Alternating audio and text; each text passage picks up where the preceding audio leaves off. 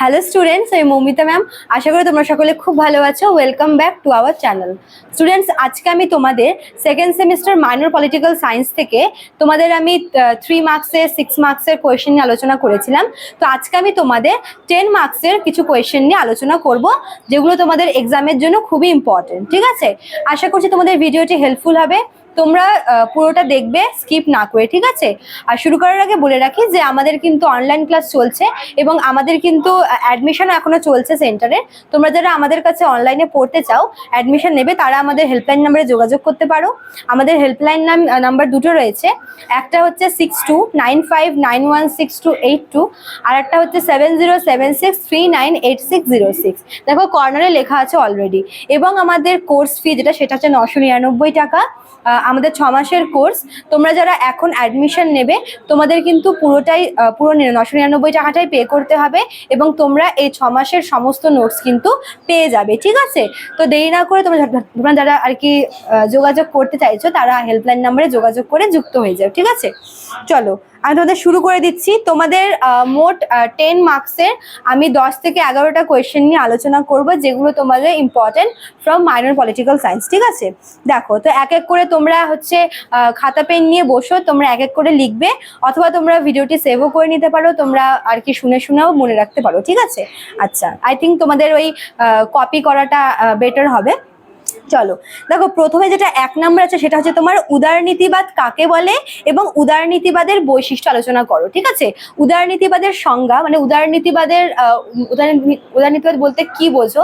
দেখো, উদারনীতিবাদের ব্যাপারে কিন্তু অনেক রাষ্ট্রবিজ্ঞানীরা বিভিন্ন মতবাদ আর কি দিয়েছেন। ঠিক আছে, তো এই উদারনীতিবাদ তোমাদের আলাদাভাবে আসবে এবং এর সঙ্গে তোমাদের উদারনীতিবাদের যে বিভিন্ন বৈশিষ্ট্যগুলি রয়েছে সেগুলি আলোচনা করতে বলা হবে। ঠিক আছে, এটা হচ্ছে তোমাদের 1 নাম্বার কোয়েশ্চেন। 2 নম্বরে তোমাদের রয়েছে রাষ্ট্রবিজ্ঞানের আলোচনায় আচরণবাদী দৃষ্টিভঙ্গি আলোচনা করো। ঠিক আছে, মানে রাষ্ট্রবিজ্ঞানে আচরণবাদী দৃষ্টিভঙ্গি কি বা আচরণবাদী দৃষ্টিভঙ্গি বলতে কি বোঝো, এর ব্যাপারে তোমাদের কিন্তু টিকা আসতে পারে 10 নম্বরে। ঠিক আছে, আচরণবাদী দৃষ্টিভঙ্গি বলতে কি বোঝো, রাষ্ট্রবিজ্ঞানে আচরণবাদী দৃষ্টিভঙ্গি বলতে কি বোঝো, 2 নম্বরে গেল। 3 নম্বর তোমাদের বলছে যে উত্তর আচরণবাদী দৃষ্টিভঙ্গি। দেখো, তোমরা কিন্তু গোলাবে না। 2 নম্বরটা আমি বললাম হচ্ছে আচরণবাদী দৃষ্টিভঙ্গি, আর 3 নম্বরটা হচ্ছে উত্তর আচরণবাদী দৃষ্টিভঙ্গি। উত্তর মানে যেটা হচ্ছে পরে, উত্তর মানে তোমার হচ্ছে পরে, তাই না? উত্তর আচরণবাদী বা যেটা হচ্ছে তোমার নিউ বা যেটা তোমার নব্য আচরণবাদী দৃষ্টিভঙ্গি, সেটা তোমাদের এখানে বলেছে 3 নম্বরে। ঠিক আছে, তারপরে দেখো 4 নম্বরে তোমাদের রয়েছে রাষ্ট্রবিজ্ঞান এবং ইতিহাসের মধ্যে সম্পর্ক। ঠিক আছে, রাষ্ট্রবিজ্ঞান এবং ইতিহাস এদের মধ্যে সম্পর্ক আলোচনা করতে বলা হয়েছে। তারপর তোমাদের 5 নম্বরে বলেছে রাজনৈতিক তত্ত্ব এবং রাজনৈতিক দর্শনের মধ্যে পার্থক্য। ঠিক আছে, অর্থাৎ রাজনৈতিক তত্ত্ব বলতে কি বোঝো আর রাজনৈতিক দর্শন বলতে, দুটা কিন্তু একদম পুরোপুরি ডিফারেন্ট জিনিস। ঠিক আছে, তো রাজনৈতিক তত্ত্ব এবং রাজনৈতিক দর্শনের মধ্যে পার্থক্য আলোচনা করতে বলা হয়েছে। তারপর দেখো তোমাদের 6 নম্বরে বলছে রাষ্ট্র কি, হোয়াট ইজ স্টেট।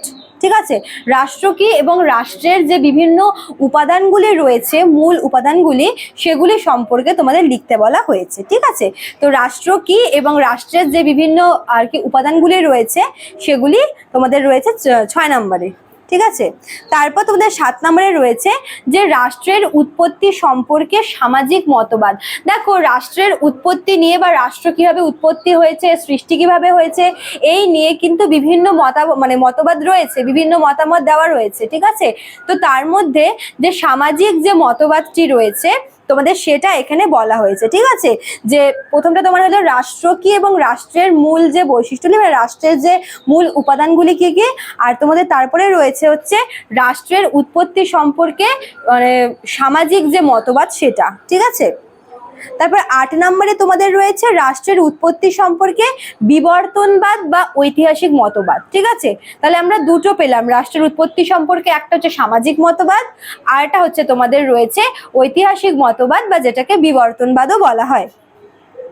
তারপর দেখো 10 নম্বরে তোমাদের রয়েছে বহু সংস্কৃতিবাদের বৈশিষ্ট্য লেখো। বহু সংস্কৃতিবাদ বা যেটাকে হচ্ছে মাল্টিকালচার বলে, তো এই বহু সংস্কৃতিবাদের যে বৈশিষ্ট্যগুলি তোমাদের সেটা এখানে চেয়েছে। ঠিক আছে, এবং তোমাদের সর্বশেষ 11 নম্বর যেটা দিয়েছি সেটা হচ্ছে সার্বভৌমিকতার বহুত্ববাদী তত্ত্ব। সার্বভৌমিকতার যে বহুত্ববাদী তত্ত্বটি রয়েছে সেটা তোমাদের রয়েছে হচ্ছে 11 নম্বরে, ঠিক আছে।